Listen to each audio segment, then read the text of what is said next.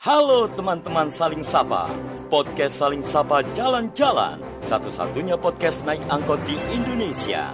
Tayangan aneka info menarik di YouTube channel Taufik Sagwanto. Like, share, and subscribe.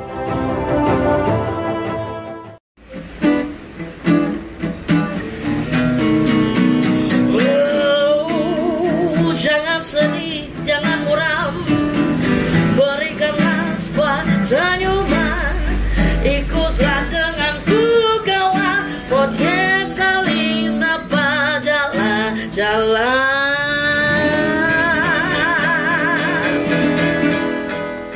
Halo teman-teman Saling Sapa, podcast Saling Sapa Jalan-Jalan edisi podcast angkot. Masih bersama saya Lisa Oktarina. Edisi kali ini kita kedatangan tamu, seorang desainer, tapi desainernya dalam bidang aksesoris ya. Langsung aja kita kenalan. Selamat pagi Mbak Lili. Pagi. Makasih udah datang di podcast angkot ya. Mbak Lili, ini langsung aja nih, saya lihat hasil produknya bener-bener luar biasa. Kalau boleh tahu sejarahnya dulu, Mbak Lili ini awalnya dulu apakah memang sudah langsung terjun di bidang aksesoris atau sebelumnya ada hal-hal lain yang dilakukan? Jadi awalnya dulu itu kantoran saya ini, kantoran 10 tahun. Akhirnya bosen kantoran, akhirnya saya resign. Ketika resign, aku harus ada aktivitas nih supaya nggak nganggur gitu. Akhirnya emang saya dari dulu kan suka pakai aksesoris. Jadi ini berasal dari hobi ya Mbak ya? Berasal dari hobi. Akhirnya bikin dulu yang simpel-simpel, anting-anting, yang dirangkai-rangkai aja itu. Akhirnya, dari bahan apa Mbak waktu itu awal buatnya? Dari batu juga. Oh dari batu ya? alam, Oh ya. berarti sudah batu ya? Tapi bahan bakunya dari mana Mbak kalau waktu itu? Masih nyari-nyari di Malang aja. Oh, jadi masih dari beli di salah satu supplier gitu ya? Okay. Akhirnya dari teman ke teman banyak yang suka. Akhirnya lama-kelamaan belajar bahan terus nih. Akhirnya bikin terus. Itu tahun 2010 ya. Yeah. Akhirnya makin kesini aku semakin muncul ide-ide inovasi gitu. Apa aja yang bisa dibikin, mulai dari perca batik, perca jeans, apapun untuk dijadikan aksesoris. Yeah. Jadi tidak melulu dari batu-batu akhirnya ya. Akhirnya mulai ke kain semacam ini ya Mbak ya. Ini dari batik ya. Iya, ini dari perca batik nih teman-teman ya. Cocok lucu untuk sekali. bajumu. Iya ya. Cocok gitu. Ungu ya. Cocok. Kalau yang ini dari perca tapi jeans. Teman-teman ya. Dengan brand apa Mbak? Etnik Indonesia. Etnik Indonesia teman-teman ya.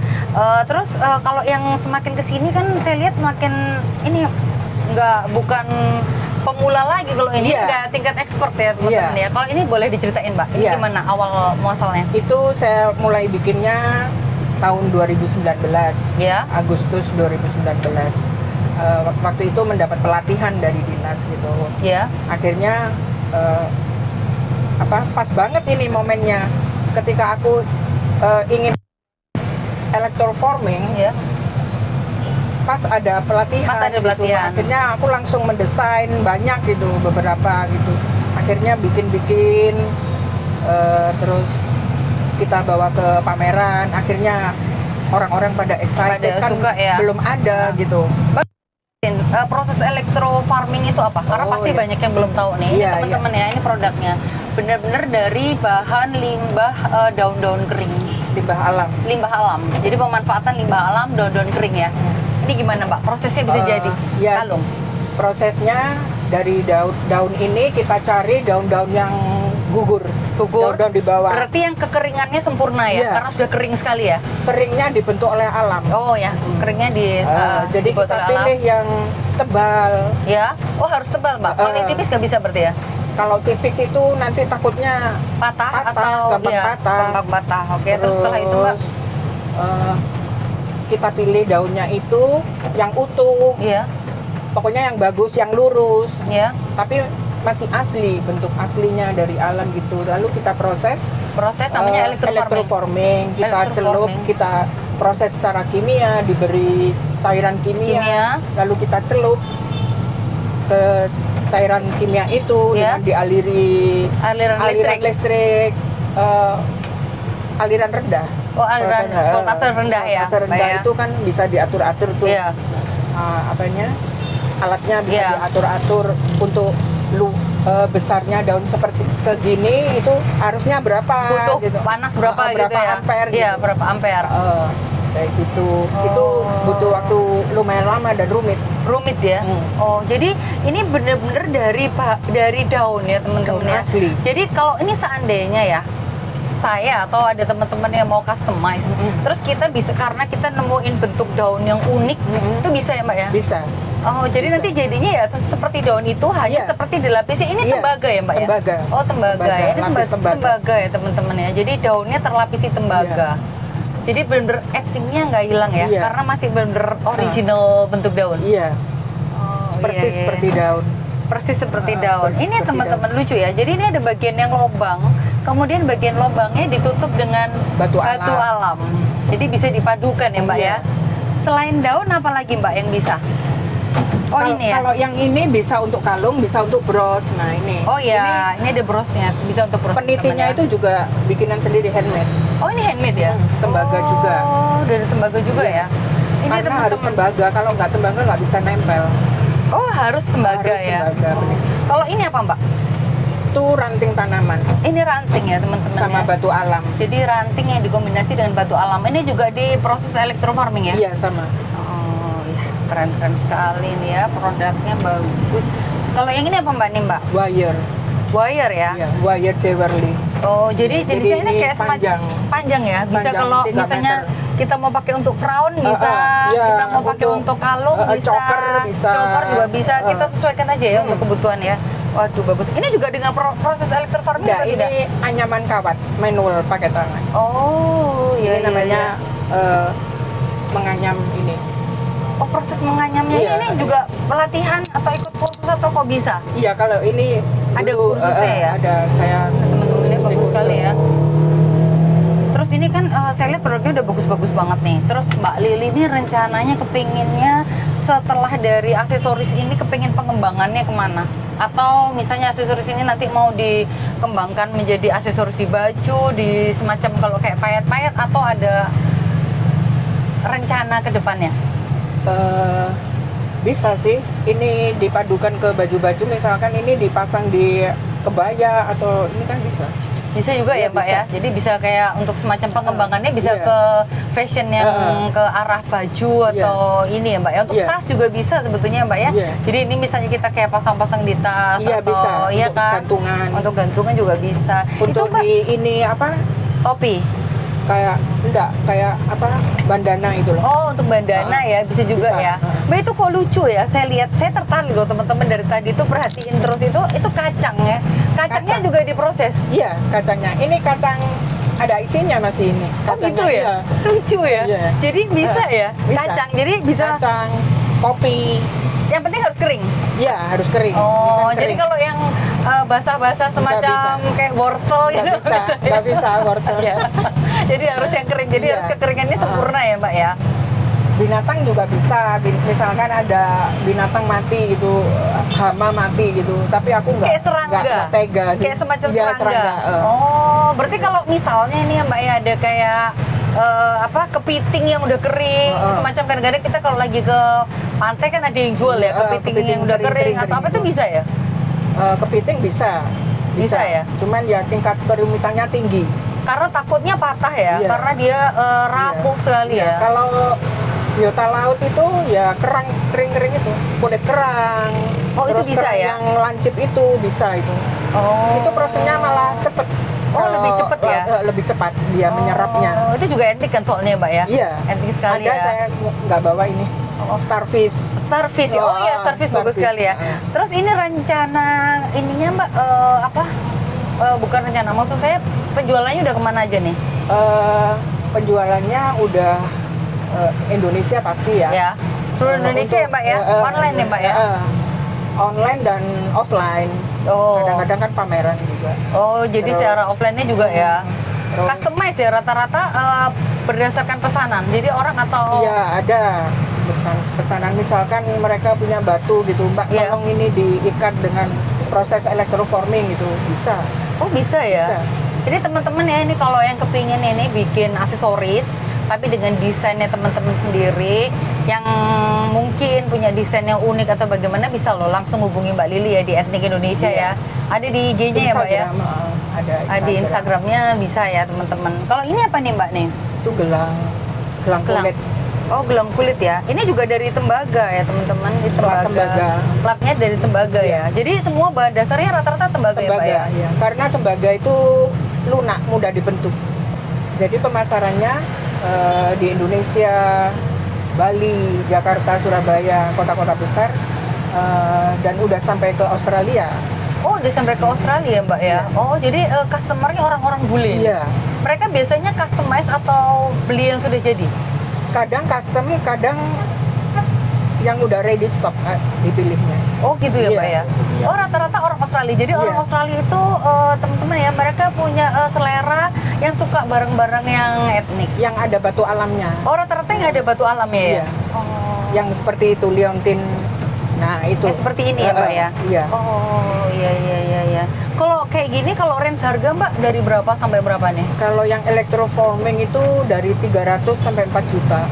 300 sampai 4 juta ya, tergantung model, Iya. tergantung Yang itu masterpiece. Oh, masterpiece. Seperti apa Mbak masterpiece itu Mbak? Kayu yang dimakan rayap. Oh, ada ya, kayu dimakan rayap, tapi diproses electroforming. Terus ditambahi batu-batuan. Oh, kayunya seberapa besar Mbak? Itu 14 cm.